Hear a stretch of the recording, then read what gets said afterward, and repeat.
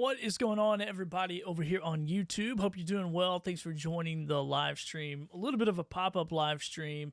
I'm pretty stoked. I just made a little bit of cash from selling some products that I have gotten from Amazon sellers to do review videos about or demo videos.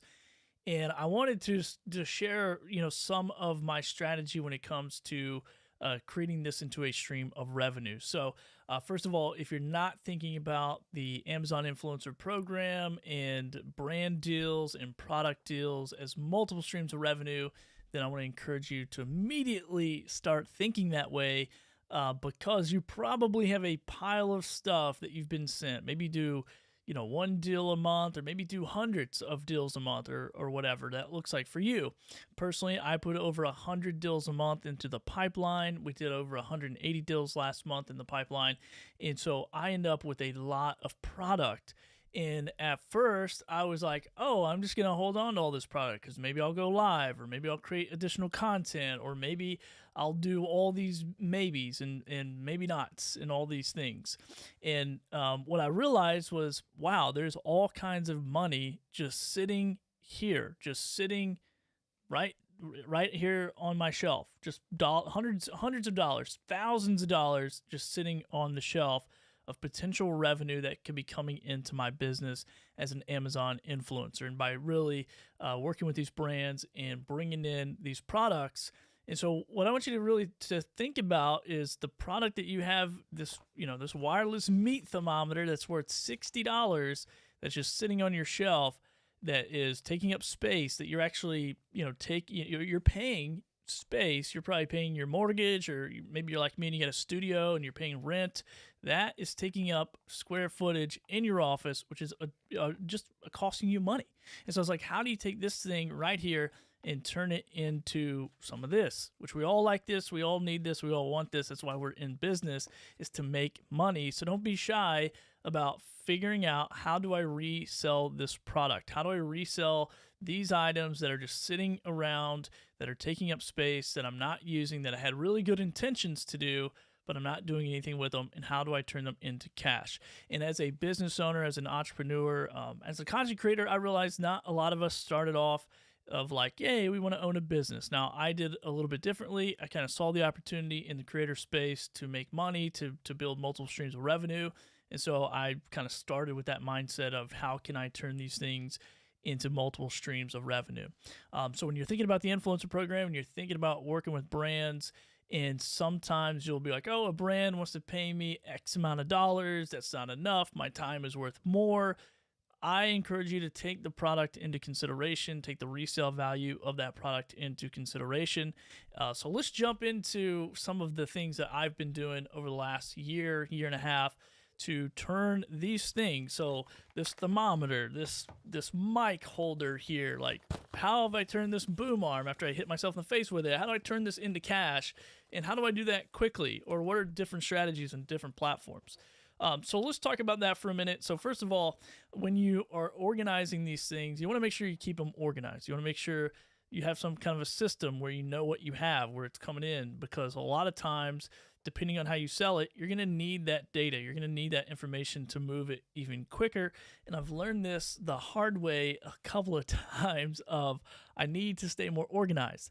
So first of all, have a system. That's the whole crux of my business, the whole strategy of my business is, how do I have a system so I can quickly track what's going, what's coming in, what's going out, what's been paid, what's not been paid on the brand deal side, but then also on the resale side, what do I have in my inventory? What can I sell? Where can I sell it? How quickly can I move this and turn these things that are just sitting and taking up space and essentially costing me, how do I turn these into cash? So let's talk about some of the strategy behind that. So first of all, let's talk about platforms. And just in my experience, I've sold on eBay. I actually have a really good, vibrant eBay account. I've sold over 8,000 products on there. I have over 1,200 reviews. However, eBay is not my first go-to for a couple of reasons. One, eBay takes time to sell stuff. Like, it just takes time. And so therefore, I'm still storing it. I have to list everything on there. I got to put all the details in. I don't know about you, but when is the last time you went to go look up a wireless thermometer Probably didn't. Maybe you did, but you probably went to go look up a brand or a certain type of brand. Now, I'm not saying that off brands don't sell well on eBay. I'm just saying that I want to move stuff quickly, and I don't know how well it would move on there. Now, I haven't fully tested it. It's a part of my process that I'm going to look at and see, should I be sitting these things on the shelf. But I've talked to a lot of resellers, and they're like, man, we might sell something in 1 hour on eBay, or we might take us 5 years to sell it on eBay. And I'm like, all right, that's fair, whatever. I don't know that I want to wait 5 years. I'm not waiting 5 years. If I waited 5 years, I would die underneath a pile of product. But eBay might be something. But you're going to pay probably, I'm going to say on the higher side, depending on the category, about 15% of your top line revenue. It's going to go straight to eBay, and then you have shipping if you do free shipping and all that kind of stuff. But you add all that together, and you're going to pay about 15% of whatever the overall cost of doing business is, right? So if that's you sell something for $10 and it costs $2 shipping, you get free shipping, or $4 shipping probably. You're $14, so you're paying a 15% fee on the whole entire $14.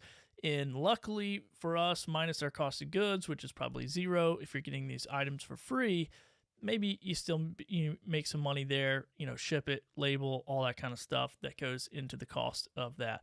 So when you're looking at these different platforms, make sure you take in the consideration of what is the fee. Now, I sell a lot of electronics on Whatnot. And so right now, Whatnot, they were landing, all the transaction fees and everything included about 11%. Now they've lowered the 8% fee that they take to 5% until I think October. And so now I'm getting a little bit more, about 3% more I'm keeping on the electronics category side. And so that's pretty nice to do that. But make sure you're paying attention to your fees. You're taking them into consideration. And so you have eBay. So eBay is going to be like, list it, leave it, maybe run an auction, or maybe just put a buy it now. And the pro here is they have a massive audience. Like, people are used to eBay. They trust eBay. You can jump on there and list your stuff, kind of leave it if you don't have a lot of time, and just like make sure you get it organized, and make sure you have a system where you can quickly go find it in some type of tub labeled with a 1, 2, 3 or ABC or however you want to do it, and have that organizational system. Personally, I don't really do this that often unless it's just a really high ticket price, and then I will consider doing that.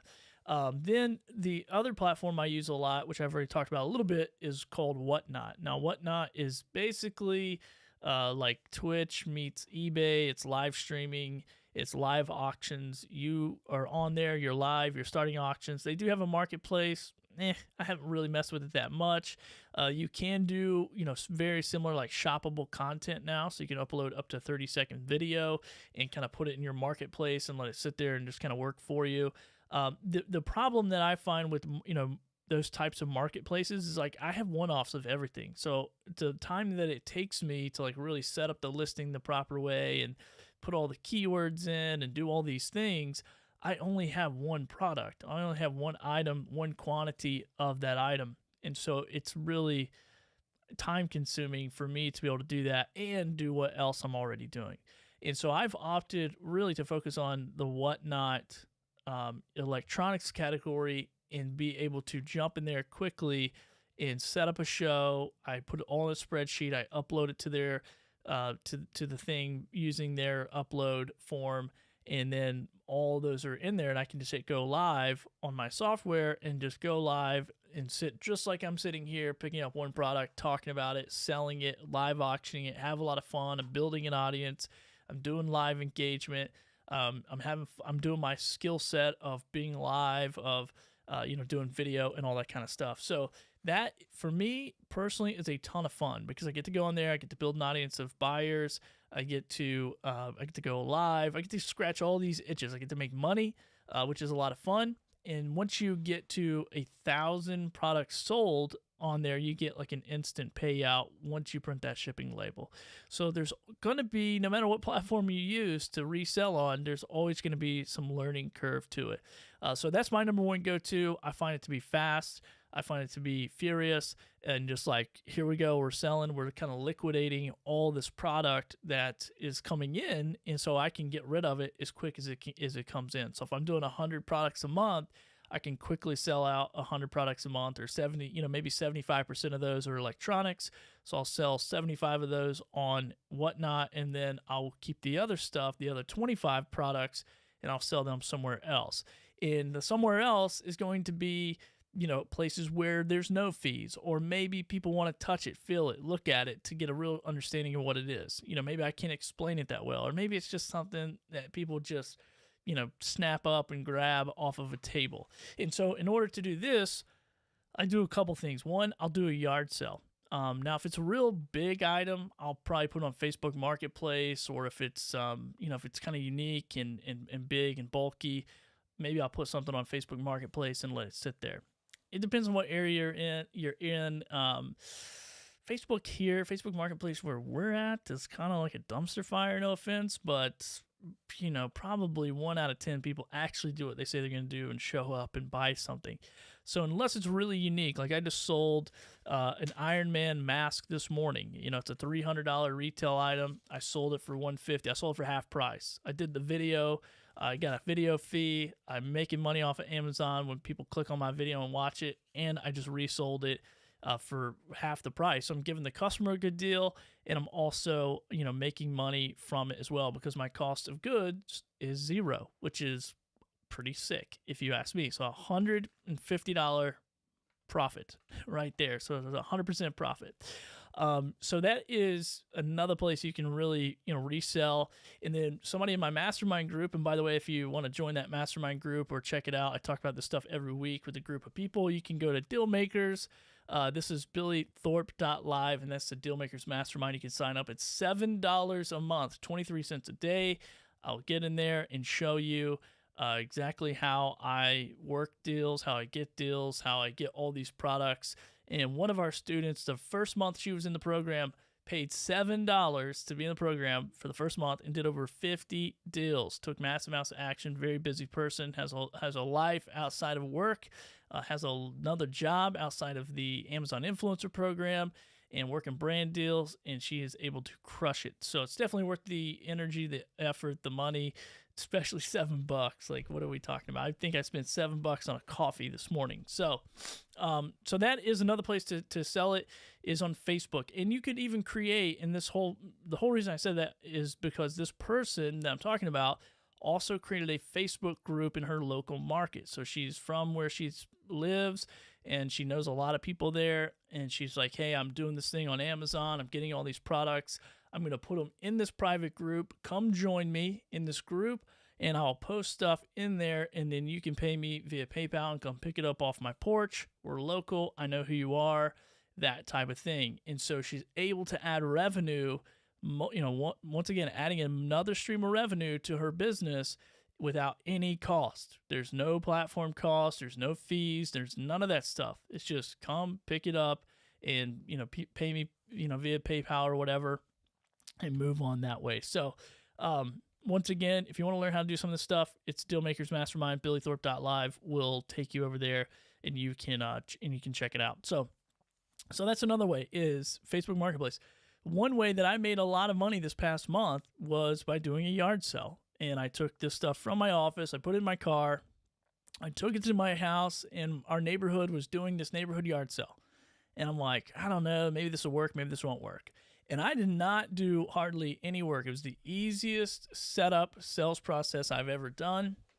I basically did a $3 table, a $5 table, a $10 table, and let's negotiate table. And when people would pull up, and I just advertised on a yard sale app, I can't remember whatever it was called, I think it was actually called Yard Sale. And it's like a little treasure map for yard sales.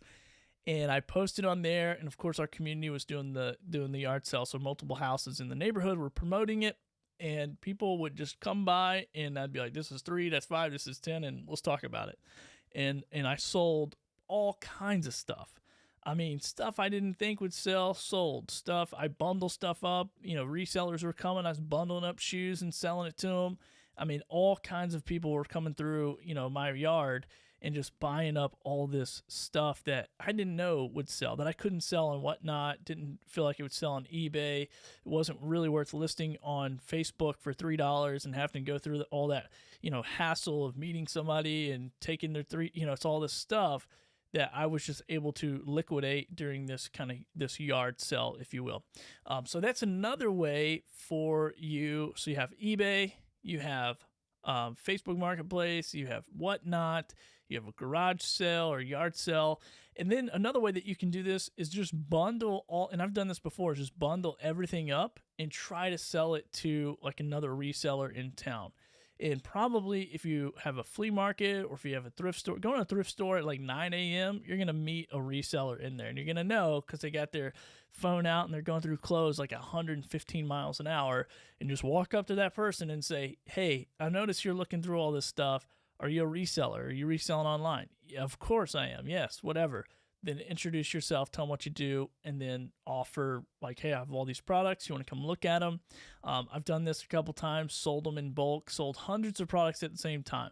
Now, when we're talking about this, there's a couple of things that really stick out to me is if you sell them in bundles, obviously you're probably not going to get the 50% margin that you would if you sold it individually. However, it's a lot less work. You just sell it all together. So you might get 10% of the retail, or you might get 20% of the retail value. You might not be able to sell it for half price and get that same, value out of it. But once again, keep in mind your cost of goods is zero, so anything is profit. And that's the beauty of this piece of this equation is I can make this money and I'm not spending any money. I'm not buying a pallet. I'm not buying stuff. Now, if you're the person on Amazon Live who's buying stuff to review stuff, then that's a whole different story, and you got to take your cost of goods into consideration.